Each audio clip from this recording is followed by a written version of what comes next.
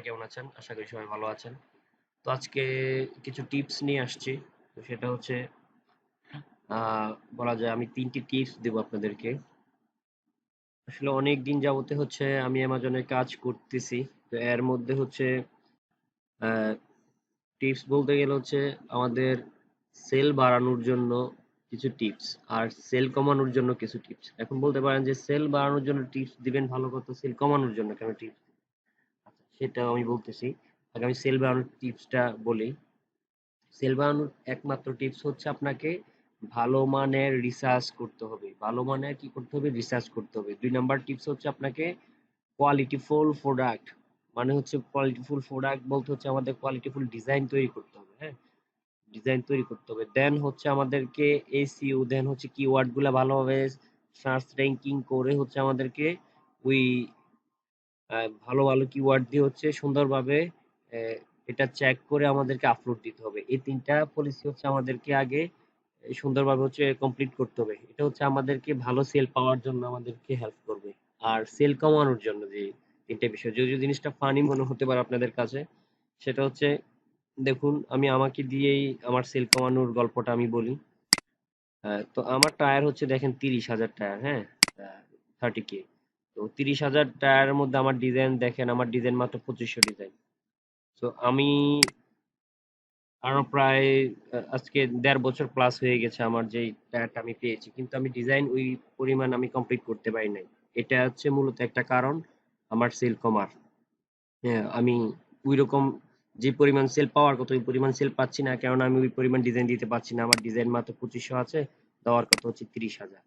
তো দেখেন এটা একটা হচ্ছে আরেকটা হচ্ছে এই যে আপনার বিভিন্ন ঘোরাফেরা করা বা হচ্ছে অন্য অন্য কাজে মনোযোগী হওয়া। যদিও আমার ফার্স্ট হচ্ছে কাজ ছিল হচ্ছে আমার ফ্রিল্যান্সিং দেন হচ্ছে অ্যামাজন বিজনেসটা এটাকে আমি বিজনেস হিসেবে দেখি। এখন Amazon March on demand.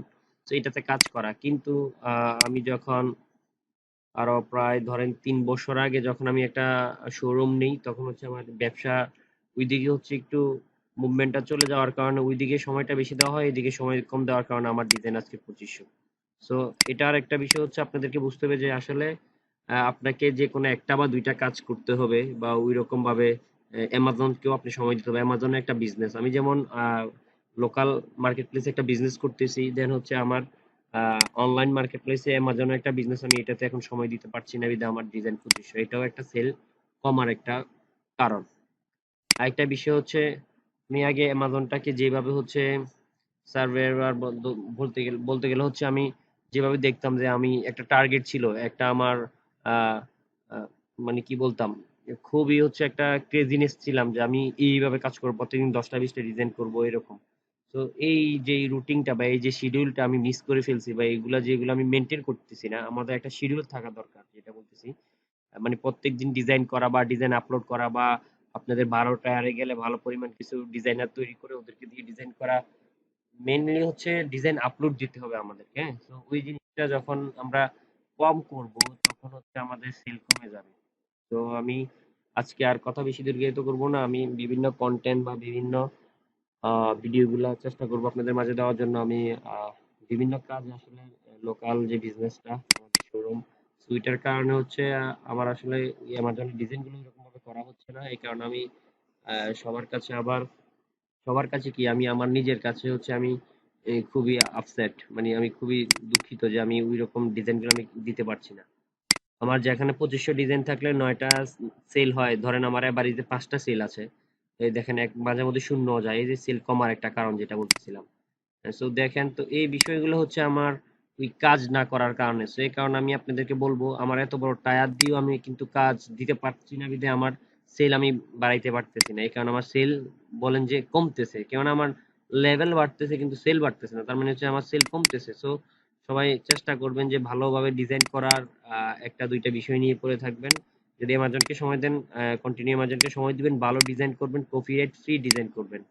So সবাইকে আমি আরো একবার দেখাতে চাই যে আমার রিভিউ আলহামদুলিল্লাহ আপনাদের দোয়ায় আমার রিভিউ হচ্ছে 4.7 আর এটা হচ্ছে এভারেজ রেট আর টোটাল রিভিউ হচ্ছে আমার 3.4। সো এই জিনিসটা আমার কাছে ভালো লাগছে বিধায় হচ্ছে আজকে এই ভিডিওটা করা দেন হচ্ছে আপনাদেরকে এই বিষয়টা সাথে সাথে হচ্ছে 3.4 আমি আপনাদেরকে ৩ টা টিপস দিলাম।